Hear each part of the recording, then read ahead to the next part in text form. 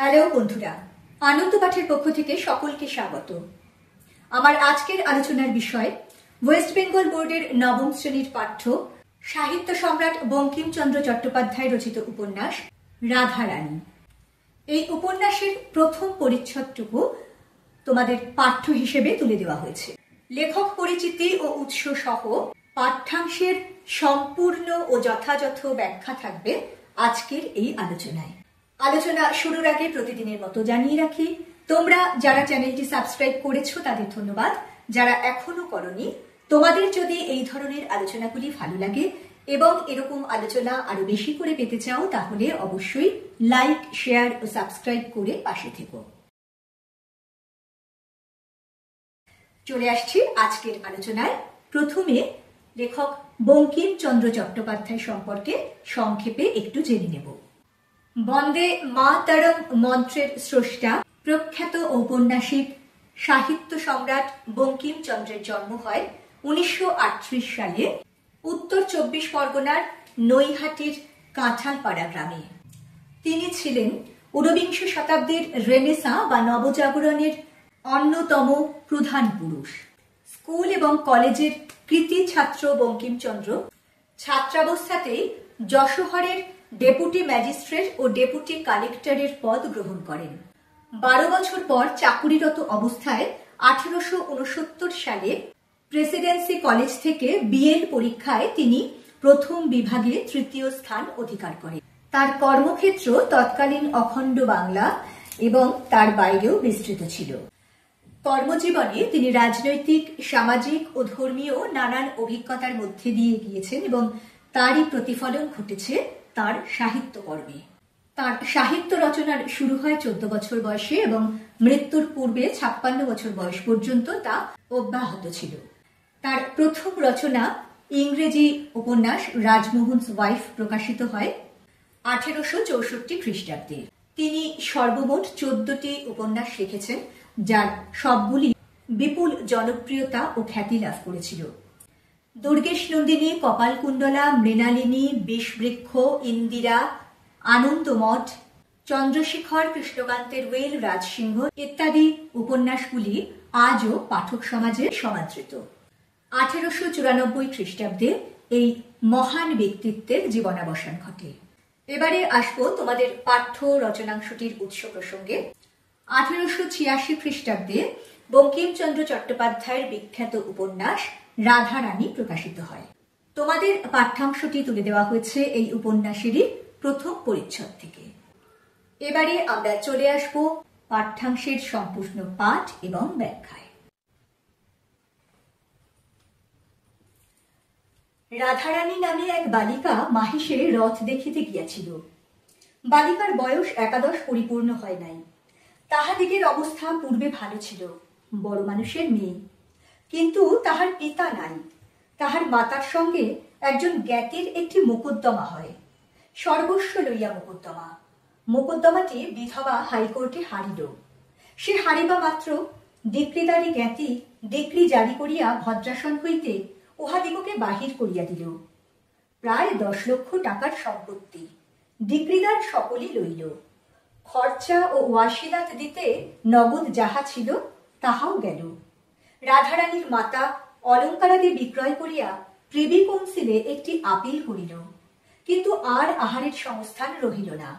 বিধবা একটি কুটিরে আশ্রয় লইয়া কোন প্রকারে শারীরিক পরিশ্রম করিয়া দিনপাত করিতে লাগিল। রাধারানীর বিবাহ দিতে পারিল না। এই উপন্যাসের যে নাম চরিত্র রাধারানী, তোমাদের দেওয়া এই পাঠ্যাংশের শুরুতেই তার পরিচয় আমরা পেলাম। এ নিতান্তই বালিকা, 10-11 বছরের বালিকা। সে মাহেশে রথ দেখতে গিয়েছিল। মাহেশ হলো শ্রীরামপুরের অন্তর্গত একটি জায়গা, মাহেশ। সেই মাহেশের রথ কিন্তু আজও বিখ্যাত। পশ্চিমবঙ্গের সবচেয়ে বড় রথযাত্রা যেটি হয় সেটি কিন্তু এই মাহেশের রথযাত্রা, যা এখনো পর্যন্ত প্রচলিত রয়েছে। রাধারানী ছিল বড় ঘরের মেয়ে, অর্থাৎ তার জন্ম হয়েছিল একটি যথেষ্ট ধনী পরিবারে।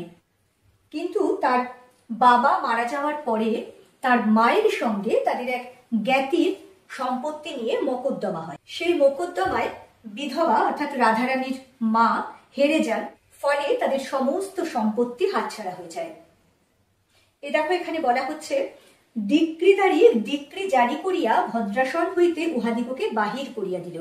ডিক্রিদারি হচ্ছে যে মামলায় জিতে গেছে তার কথা বলা হচ্ছে। আর ভদ্রাসন হইতে অর্থাৎ তাদের যে পৈতৃক বাড়ি ছিল সেই বাড়ি থেকে তাদের বার করে দেওয়া হলো। এবং সম্পত্তির পরিমাণ বলছে দেখো 10 লক্ষ টাকার সম্পত্তি। এই উপন্যাসটি যখন লেখা হয়েছিল সেটা আজ থেকে 150 বছরেরও বেশি সময় আগে, এবং সেই সময় 10 লক্ষ টাকার মূল্য কিন্তু অনেক। আজকের দিনেও 10 লক্ষ টাকা নেহাত কম নয়, আর সেই সময় দাঁড়িয়ে 10 লক্ষ টাকা আজকের দিনের কোটি টাকারও বেশি।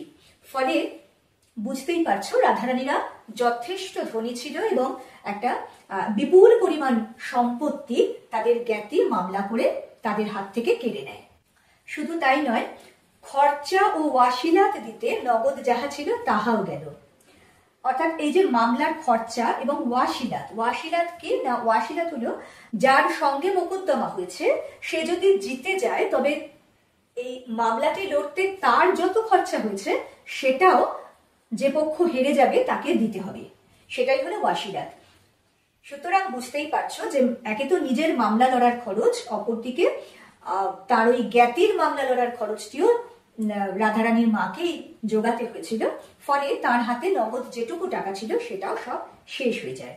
তিনি একেবারে শেষ আশা নিয়ে অলঙ্কারাদি বিক্রয় করিয়া প্রিভি কাউন্সিলে একটি আপিল করলেন। অলঙ্কার তার যে গয়নাগাটি ছিল সেটা নেহাত কম হবে না, তিনি এত ধনী ঘরের বউ ছিলেন, ফলে তার যথেষ্ট গয়নাগাটি ছিল, কিন্তু সেই গয়নাগাটি সমস্ত বিক্রি করে তিনি প্রিভি কাউন্সিলে আপিল করলেন। সেই সময় তো ভারত পরাধীন দেশ, ফলে তার শাসন ব্যবস্থা, তার আইন আদালত সবকিছুই ইংরেজদের অধীনে ছিল। এবং সেই সময় ইংল্যান্ডে একটা নিয়ম ছিল যে একটা প্রতিষ্ঠান ছিল সমাজের সবচেয়ে উঁচু তলার মানুষদের নিয়ে, যেমন সমাজের বুদ্ধিজীবী, রাজনীতিবিদ, তাদেরকে নিয়ে একটা প্রতিষ্ঠান ছিল যারা সর্বোচ্চ শাসককে পরামর্শ দিত। এবং হাইকোর্টের কোনো সিদ্ধান্ত যদি কারণ মনে হতো যে তার সঠিক বিচার হয়নি, তিনি ন্যায় বিচার পাননি, তাহলে কিন্তু সেখানে আপিল করা যেত, আবেদন করা যেত। সেখান থেকে যে রায় বা বিচার আসতো সেটাকে একেবারে শেষ বিচার বলে মেনে নিতে হতো। তার শেষ আশা হিসেবে রাধারানীর মা তার অলংকার অর্থাৎ গয়না বিক্রি করে সেখানে আবেদন করেছিলেন। ফলে একেবারে নিঃস্ব হয়ে গেলেন রাধারানীর মা, তাদের আর আহারের সংস্থান রহিল না। এরপর তারা একটা কুটিরে অর্থাৎ একেবারেই মাটির ঘর যাকে বলা হয় সেই রকম একটা মাটির ঘরে আশ্রয় নিয়ে পরিশ্রম করে কোনো রকমে কিছু কাজ টাজ করে তার ও তার মেয়ের পেট চালাতে লাগলেন। এবং বলছেন দেখো শেষ লাইনটাতে, রাধারানীর বিবাহ দিতে পারিল না। আমরা প্রথমেই জেনেছি রাধারানীর বয়স 10-11 বছর। আজকের দিনে এটা শুনলে হাসি পাবে, কিন্তু সেই সময় তো বাল্যবিবাহ ভীষণভাবে প্রচলিত ছিল। এমনকি এরকম 10-11 বছরের মেয়েকে বিয়ে না দিলে সেটাই সমাজে খুব নিন্দনীয় হতো। সেই জন্যেই সেটা একটা বিশেষ ব্যাপার, একটা উল্লেখযোগ্য ব্যাপার, সেটা একটা কোথাও দুর্ভাগ্য হয়ে রইল রাধারানীর মায়ের কাছে। অর্থাৎ এই প্রথম অংশটুকুতে আমরা রাধারানীর বয়স, সে কিরকম ঘরে জন্মেছিল এবং তারপরে ভাগ্যের ফেরে তাদের কতটা খারাপ অবস্থা হলো, তারা কিভাবে বর্তমানে দিন যাপন করছে তার পরিচয় পেলাম। এরপর কি হলো, কিন্তু দুর্ভাগ্যক্রমে রথের পূর্বে রাধারানীর মা ঘোরতর পীড়িতা হইল, যে কায়িক পরিশ্রমে দিনপাত হইত তাহা বদ্ধ হইল। সুতরাং আর আহার চলে না, মাতা রুগ্না, এজন্য কাজে কাজেই তাহার উপবাস। রাধারানীর জুটিল না বলিয়া উপবাস। রথের দিন তাহার মা একটু বিশেষ হইল, পথ্যের প্রয়োজন হইল, কিন্তু পথ্য কোথা, কি দিবে? রাধারানী কাঁদিতে কাঁদিতে কতগুলি বনফুল তুলিয়া তাহার মালা গাঁথিল। মনে করিল যে এই মালা রথের হাটে বিক্রয় করিয়া 2-1 পয়সা পাইব, তাহাতেই মার পথ্য হইবে। দেখা গেল যে রথের আগে রাধারানীর মা অত্যন্ত অসুস্থ হয়ে পড়লেন, ঘোরতর পীড়িতা হলেন, মানে অত্যন্ত অসুস্থ হলেন। ফলে তিনি যে পরিশ্রম করে দুজনের একটু দুবেলার অন্ন জোগাড় করছিলেন সেটাও আর সম্ভব হলো না। ফলে তাদের উপোস করা শুরু হয়ে গেল।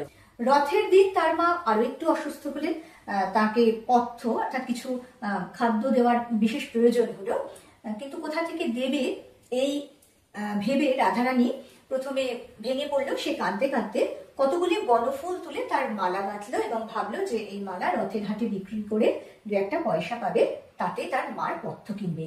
দেখো, ভাবা যায় না একটা 10-11 বছরের মেয়ে কতখানি পরিণত, কতখানি তার দায়িত্ববোধ, যে নিজে উপোস করে আছে তার মধ্যেও সে কিন্তু নিজের কথা ভাবছে না, অসুস্থ মায়ের পথ্য জোগাড়ের কথা ভাবছে। এবং তার জন্য ওই রকম উপবাসী শরীরে সে বন থেকে ফুল তুলে এনে তার মালা গেঁথে রথের মালায় গেল তা বিক্রি করতে।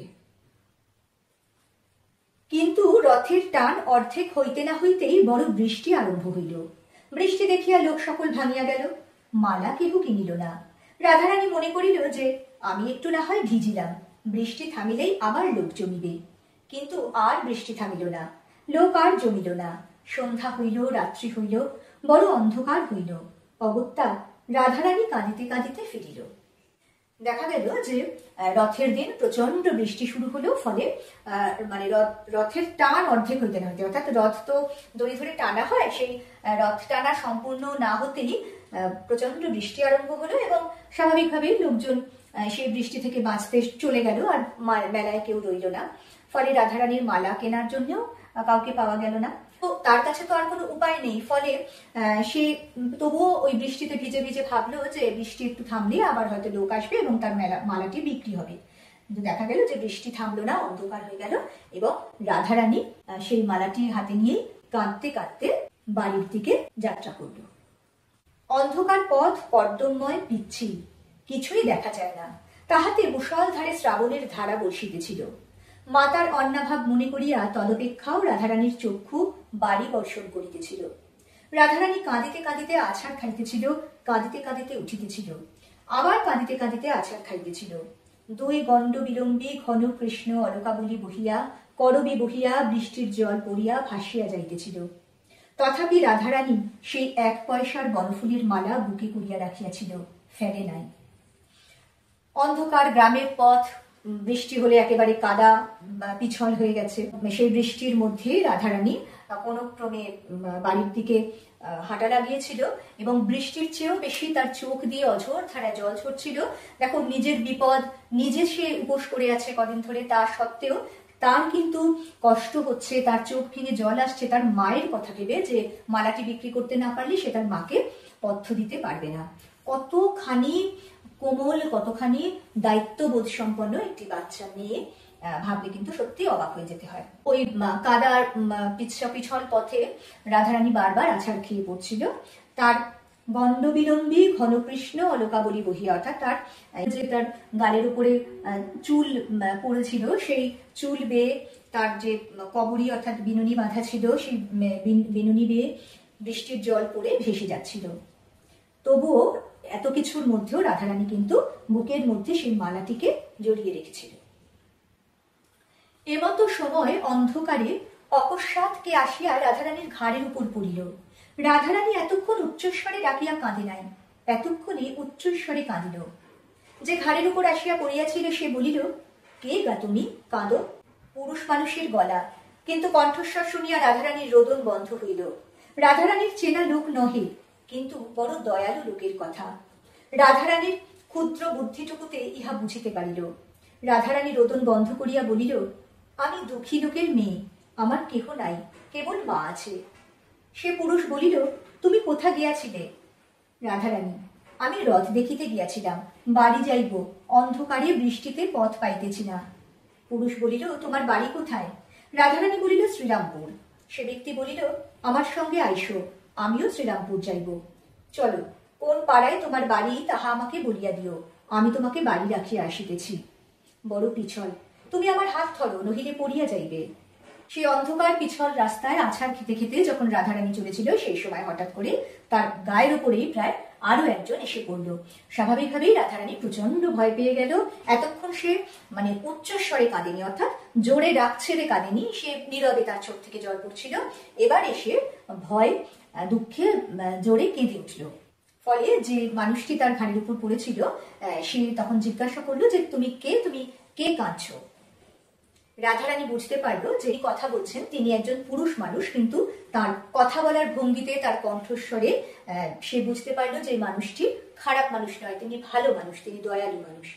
ফলে রাধারানী কান্না বন্ধ করে বলল যে সে দুঃখী লোকের মেয়ে, তার কেউ নেই, কেবল মা আছে এবং শ্রীরামপুরে তার বাড়ি। এই কথা শুনে সেই ভদ্রলোক তাকে বাড়ি পৌঁছে দেওয়ার অঙ্গীকার করলেন এবং তাকে হাত ধরে নিয়ে চললেন। এই রূপে সে ব্যক্তি রাধারানীকে লইয়া চলিল। অন্ধকারে সে রাধারানীর বয়স অনুমান করিতে পারে নাই, কিন্তু কথার স্বরে বুঝিয়াছিল যে রাধারানী বড় বালিকা। এখন রাধারানী তাহার হাত ধরায় হস্তস্পর্শে জানিল রাধারানী বড় বালিকা। তখন সে জিজ্ঞাসা করিল যে তোমার বয়স কত? রাধারানী 10-11 বছর। তোমার নাম কি? রাধারানী। হ্যাঁ রাধারানী, তুমি ছেলে মানুষ, একদিন রথ দেখিতে গিয়াছিলে কেন? তখন সে কথায় কথায় মিষ্ট মিষ্ট কথাগুলি বলিয়া সেই 1 পয়সার বনফুলের মালার সকল কথাই বাহির করিয়া লইল। শুনিল যে মাতার পথ্যের জন্য বালিকা এই মালা গাঁথিয়া রথ হাটে বেচিতে গিয়াছিল। রথ দেখিতে যায় নাই, সে মালাও বিক্রয় হয় নাই, এক্ষণেও বালিকার হৃদয়ের মধ্যে লুক্কায়িত আছে। তখন সে বলিল, আমি একছড়া মালা খুঁজিতেছিলাম, আমাদের বাড়িতে ঠাকুর আছেন, তাহাকে পরাইব। রথের হাট শীঘ্র ভাঙিয়া গেল, আমি তাই মালা কিনিতে পারি নাই। তুমি মালা বেচো তো আমি কিনি। অন্ধকারে ভদ্রলোক রাধারানীর কে তো দেখতে পাচ্ছেন না, ফলে তার বয়স বুঝতে পারেনি, কিন্তু রাধারানীর গলার স্বর শুনে আর রাধারানী যে তার হাতটা ধরেছিল তার স্পর্শে ভদ্রলোক বুঝতে পেরেছিলেন যে রাধারানী একেবারেই একটি ছোট বালিকা, সে তার বয়স খুবই অল্প। সেই সঙ্গে রাধারানীর কাছ থেকে ভদ্রলোক তার সমস্ত ঘটনা, সে রথের মেলায় কেন এসেছে, তার কি প্রয়োজন, তার বাড়ির অবস্থা বর্তমানে কেমন, এই সব কথাই তিনি তাকে মিষ্টি কথায় ভুলিয়ে ধীরে ধীরে রাধারানীর কাছ থেকে জেনে নিলেন। এবং যখন জানলেন যে রাধারানী সেই মালাটি এখনো বুকের মধ্যে রেখে দিয়েছে, তখন তিনি তার বাড়ির ঠাকুরকে দেবেন বলে সেই মালাটি কিনে নিতে চাইল। রাধারানীর আনন্দ হইল, কিন্তু মনে ভাবিল যে আমাকে যে এত যত্ন করিয়া হাত ধরিয়া এই অন্ধকারে বাড়ি লইয়া যাইতেছে, তাহার কাছে দাম লইব কি প্রকারে? তা নহিলে আমার মা খেতে পাবে না, তা নি। এই ভাবিয়া রাধারানী মালা সমভ্যী বাহারীকে দিল। সমভ্যী বাহারী বলিল, ইহার দাম 4 পয়সা, এই লও। সমভ্যী বাহারী এই বলিয়া মূল্য দিল। রাধারানী বলিল, এ কি পয়সা? এ যে বড় বড় ঠেকছে, ডবল পয়সা, দেখিতেছ না 2টা বই দিই নাই। রাধারানী, তা এই যে অন্ধকারেও চকচক করছে, তুমি ভুলে টাকা দাও নাই তো? না, নূতনকালের পয়সা, তাই চকচক করছে। রাধারানী, তা আচ্ছা, ঘরে গিয়ে প্রদীপ জেলে যদি দেখি যে পয়সা নয়, তখন ফিরাইয়া দিব, তোমাকে সেখানে একটু দাঁড়াইতে হইবে। কিছু পরে তাহারা রাধারানীর মার কুটির দ্বারে আসিয়া উপস্থিত হইল। সেখানে গিয়া রাধারানী বলিল, তুমি ঘরে আসিয়া দাঁড়াও, আমরা আলো জ্বালিয়া দেখি টাকা না পয়সা। সঙ্গী বলিল, আমি বাহিরে দাঁড়াইয়া আছি, তুমি আগে ভিজা কাপড় ছাড়ো, তারপর প্রদীপ জ্বালিও। দেখো এখানে যে বলা হয়েছে সমভ্যী বাহারে, এই সমভ্যী বাহার শব্দের অর্থ হলো সঙ্গ বা সাহচর্য, অর্থাৎ যিনি একসঙ্গে রাধারানীর সঙ্গে চলেছেন তার কথাই এখানে বলা হয়েছে। সেই ভদ্রলোক রাধারানীর কাছ থেকে মালাটা কিনতে চাওয়ায় রাধারানীর প্রথমে আনন্দ হলো, কারণ স্বাভাবিকভাবেই সে তার মাকে একটু কিছু পথ্য দিতে পারবে যদি মালাটা কেউ কেনে। কিন্তু তারপরে আবার এই কথাও ভাবলো যে তাকে এত যত্ন করে হাত ধরে নিয়ে যাচ্ছে, তার কাছ থেকে টাকাটা নেওয়া উচিত হবে কিনা। দেখো কতখানি বিচক্ষণ, কতটা সৌজন্য বোধ ওইটুকু একটি মেয়ের। আসলে সে তো বড় ঘরের মেয়ে ছিল, তার শিক্ষা দীক্ষা ছিল, তারই পরিচয় তারই মনোভাবের মধ্যে দিয়ে আমরা পাই। কিন্তু তারপরে সে ভাবলো যে যদি পয়সা না নেয় তাহলে তো মার পথ্য জোগাড় করতে পারবে না, সেই জন্য সে পয়সা নেওয়ার কথা ভাবলো এবং মালাটি তার হাতে দিল আর বললো যে মালাটির দাম 4 পয়সা। সে ভদ্রলোক তাকে দাম দেওয়াতে রাধারানী দেখতে পাচ্ছে না তো, অন্ধকার তো, সেটা হাতে স্পর্শ করে বুঝতে পারছে যে এটা পয়সা হতে পারে না। আসলে সে অত বড় ঘরের মেয়ে বলেই সে কারোর দান নেওয়া বা ভিক্ষে নেওয়া বা ভুল করে যদি কেউ দিয়ে যায় সেটা নেওয়াটা তার আত্মসম্মানে লাগে। তাই সে তবুও তাকে বললো যে বাড়িতে গিয়ে আলো জেলে যদি দেখি যে এটা পয়সা নয় টাকা, তাহলে সেটাকে ফেরত দিয়ে দেবে। রাধারানী সেই ভদ্রলোককে ঘরের মধ্যে আসতে বলে এবং বলে যে আমরা আলো জ্বালিয়ে দেখি ওটা টাকা না পয়সা। সঙ্গী বলিল, আমি বাহিরে দাঁড়াইয়া আছি, তুমি আগে ভিজা কাপড় ছাড়ো, তারপর প্রদীপ জ্বালিও। রাধারানী বলিল, আমার আর কাপড় নাই, একখানি ছিল, তাহা কাচিতে দিয়াছি, তা আমি ভিজা কাপড়ে সর্বদা থাকি, আমার ব্যামো হয় না। আঁচলটা নিংড়ে পড়িব এখন, তুমি দাঁড়াও, আমি আলো জ্বালি। আচ্ছা। ঘরে তৈল ছিল না, সুতরাং চালের খড় পাড়িয়া চকমকি ছুটিয়া আগুন জ্বালিতে হইল। আগুন জ্বালিতে কাজে কাজে একটু বিলম্ব হইল। আলো জ্বালিয়া রাধারানী দেখিল টাকা বটে, পয়সা নহে। তখন রাধারানী বাহিরে আসিয়া আলো ধরিয়া দেখিল যে যে টাকা দিয়াছে সে নাই, চলিয়া গিয়াছে। ভদ্রলোক রাধারানীকে বললেন যে আগে ভেজে কাপড়টা ছেড়ে তারপর যেন সে আলো জ্বালায়। রাধারানী বলে যে তার কাছে আর কাপড় নেই, একটাই ছিল, সেটা কাচতে দিয়েছে। তার এটা অভ্যেস আছে ভেজা কাপড়ে থাকার, সে এখনই আলো জ্বালিয়ে দেখছে যে এটা টাকা না পয়সা। ঘরে তাদের তেলও ছিল না, তারা কতটা দরিদ্র বোঝাই যাচ্ছে। তাদের যে খড়ের চাল ছিল সেখান থেকে খড় পেরে চকমকি দিয়ে আগুন জ্বালিয়ে তবে সে বুঝতে পারলো যে ওটা পয়সা নয়, টাকা। এত কিছুর ফলে একটু সময় লেগেছিল এবং রাধারানী যখন বাইরে আসলো সেই ভদ্রলোককে টাকাটি ফেরত দিতে, দেখা গেল যে সে সেখানে নেই, চলে গেছে। রাধারানী তখন বিষণ্ণ বদনে সকল কথা তাহার মাকে বলিয়া মুখপানে চাহিয়া রহিল। সকাতরে বলিল, মা এখন কি হবে? মা বলিল, কি হবে বাছা? সে কি আর না জেনে টাকা দিয়েছে? সে দাতা, আমাদের দুঃখ শুনিয়া দান করিয়াছে। আমরাও ভিখারি হইয়াছি, দান গ্রহণ করিয়া খরচ করি। তাহারা এইরূপ কথাবার্তা কহিতেছিল। এমতো সময় কে আসিয়া তাহাদের কুটিরের আগর ঠেলিয়া বড় শোরগোল উপস্থিত করিল। রাধারানী দ্বার খুলিয়া দিল। মনে করিয়াছিল যে সেই তিনি বুঝি আবার ফিরিয়া আসিয়াছেন। পোড়া কপাল! তিনি কেন? পোড়ার মুখ কাপড়ে মিশে। রাধারানীর মার কুটির বাজারের অনতি দূরে। তাহাদের কুটিরের নিকটেই পদ্মলোচন সাহার কাপড়ের দোকান। পদ্মলোচন খোদ পোড়ার মুখ কাপড়ে মিশে একজোড়া নূতন কুঞ্জদার শান্তিপুরে কাপড় হাতে করিয়া আনিয়াছিল। এখন দ্বার খোলা পাইয়া রাধারানীকে দিল।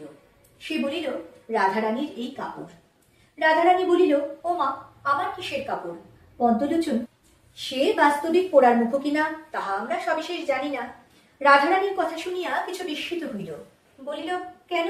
এই যে এক বাবু এখনই আমাকে নগদ দাম দিয়া বলিয়া গেল যে এই কাপড় এখনই ওই রাধারানীকে দিয়া এসো। রাধারানী বাইরে এসে যখন দেখলো যে সে ভদ্রলোক চলে গেছে, তখন বিষণ্ণ বদনে, অর্থাৎ সে কিন্তু খুশি হলো না যে তাদের এত অভাবের সংসারে এবারে অপ্রত্যাশিত ভাবে দুটো টাকা এসে পড়েছে কথা ভেবে।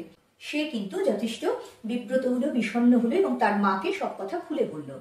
তার মা অভিজ্ঞ, তিনি বুঝতে পেরেছিলেন আসল ব্যাপারটা কি ঘটেছে। তিনি রাধারানীকে বুঝিয়ে বললেন যে ভদ্রলোক জেনে শুনেই ওই টাকা দিয়েছেন তাদের দারিদ্র এবং দুঃখের কথা শুনে, এবং বর্তমানে তাদের যা ভিখারির মতো অবস্থা, সেই দান গ্রহণ করে তারা এখন খরচ করবে। তারা যখন এরকম কথাবার্তা বলছে, এরকম সময় দেখা গেল কাপড়ের দোকানি, অর্থাৎ যিনি কাপড়ের ব্যবসা করেন, যাকে এখানে আবার রাধারানীর মুখে মুখ পোড়া মিনসে বলা হচ্ছে, সে একজোড়া নতুন শাড়ি নিয়ে এসেছে রাধারানীর জন্য। এবং রাধারানী যখন স্বাভাবিকভাবেই এটা দেখে অত্যন্ত অবাক হয়ে যায় যে তার জন্য শাড়ি কেন এখন আনা হয়েছে, তাতে সে জবাব দেয় যে এক ভদ্রলোক তাকে টাকা দিয়ে এখনই রাধারানীর বাড়িতে শাড়িটা দিয়ে আসতে বলেছে। রাধারানী তখন বলিল, ওমা, সেই গো, সেই তিনি কাপড় কিনে পাঠিয়ে দিয়েছেন। হ্যাঁ গা পদ্মলোচন। রাধারানীর পিতার সময় হইতে পদ্মলোচন ইহাদের কাছে সুপরিচিত। অনেকবারই ইহাদিগের নিকট যখন সুদিন ছিল, তখন 4 টাকার কাপড়ে শপথ করিয়া 8 টাকা 12.5 আনা আর 2 আনা মুনাফা লইতেন। হ্যাঁ পদ্মলোচন, বলি সে বাবুটিকে চেনো? পদ্মলোচন বলিল, তোমরা চেনো না? রাধারানী, না। পদ্মলোচন, আমি বলি তোমাদের কুটুম্ব, আমি চিনি না। রাধারানী এইবারে বুঝতে পারলো যে এই শাড়িও পাঠিয়ে দিয়েছেন সেই ভদ্রলোকই।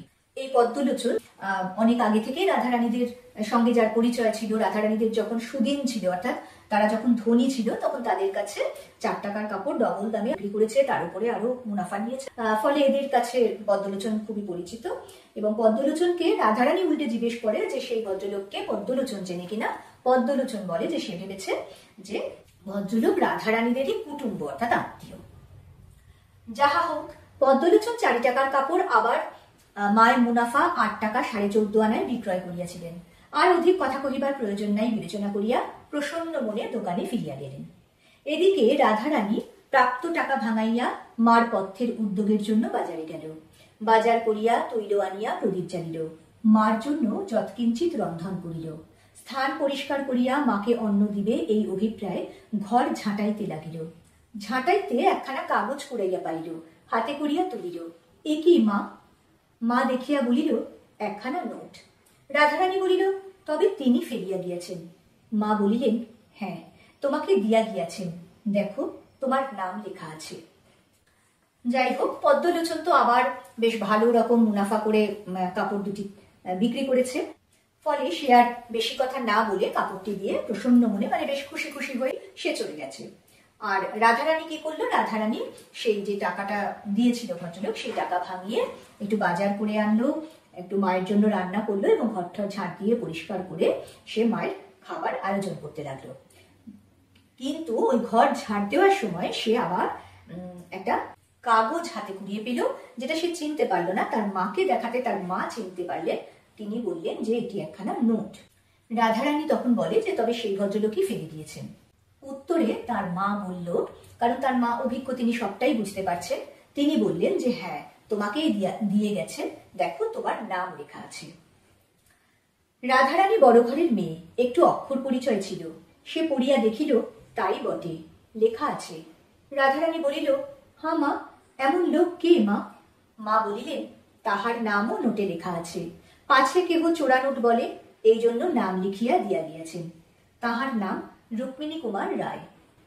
পরদিন মাতায় কন্যায় রুক্মিণী কুমার রায়ের অনেক সন্ধান করিল, কিন্তু শ্রীরামপুরে বা নিকটবর্তী কোনো স্থানে রুক্মিণী কুমার রায় কেহ আছে এমতো কোনো সন্ধান পাইল না।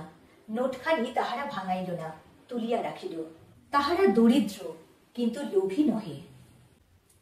রাধারানী তো বনেদি বড়লোক ঘরের মেয়ে ছিল, সে আমলে তো মেয়েদের লেখাপড়ার চল ছিল না, কিন্তু বড় ঘরের মেয়েরা একটু অক্ষর পরিচয় তাদের থাকতো। রাধারানীরও ছিল, রাধারানীর মায়েরও ছিল, বোঝা যাচ্ছে। তারা দেখলো যে সেই নোটের উপরে রাধারানীর নাম যেমন লেখা আছে, তেমনি সেই ভদ্রলোকের নামও লেখা আছে। কারণ কেউ যদি মনে করে যে এটা চোরাই নোট, তাহলে তারা রাধারানীদের চোর ভাববে, সেটা যাতে না হয় তার জন্য ভদ্রলোক নিজের নামও নোটের উপর লিখে দিয়েছেন। জানা গেল যে তার নাম রুক্মিণী কুমার রায়। পরের দিন রাধারানী এবং তার মা রুক্মিণী কুমার রায়ের অনেক খোঁজ করল, কিন্তু শ্রীরামপুরে বা তার কাছাকাছি, নিকটবর্তী অর্থাৎ তার কাছাকাছি কোনো জায়গায় রুক্মিণী কুমার রায় নামে কেউ আছে বলে খোঁজ পেল না। এই চরম দুর্দিনে, এত সাংঘাতিক দারিদ্র্যের মধ্যেও তাদের চরিত্রের সেই দৃঢ়তা, সেই নির্লোভ সততা কিভাবে বজায় রাখলো দেখো। তারা কিন্তু সেই নোটটি ভাঙালো না, তুলে রাখলো। যে টাকাটা দিয়ে গেছে মালার দাম হিসেবে, সেটা তো দিয়েছে মালাটুকুর বিনিময়, সেই টাকাটুকু তারা খরচা করেছে।